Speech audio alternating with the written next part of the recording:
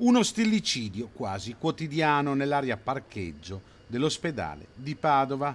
Parliamo di furti di biciclette, l'ultimo mezzo che i dipendenti hanno per raggiungere il nosocomio padovano. È dal 95 che c'è il problema dei parcheggi in questa area ospedaliera, dal 95 che chiediamo come Will FPL soluzioni, ma ne abbiamo anche fatte di proposte, ma le nostre proposte non sono mai state prese in considerazione.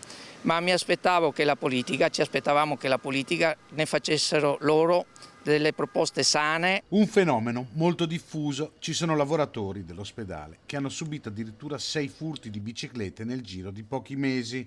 Un fenomeno che non risparmia nemmeno i modelli più obsoleti. A me è capitato un mese fa di una bicicletta che per lo più non era certo appetibile, dico io, perché forse il valore del lucchetto era maggiore del valore della bicicletta, però è venuta a mancare in velocità e di giorno, non di notte.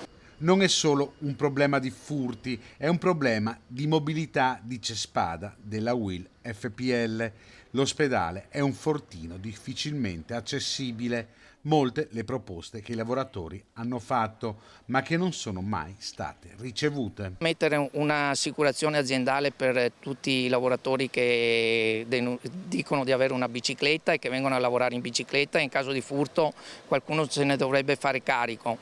Quello di aumentare magari la vigilanza all'interno dell'azienda ospedaliera, aumentare quelle che possono essere le videosorveglianze e in più trovare parcheggi limitrofi che siano auspicabili per poter anche venire in macchina e non solo in bicicletta a lavoro, ecco.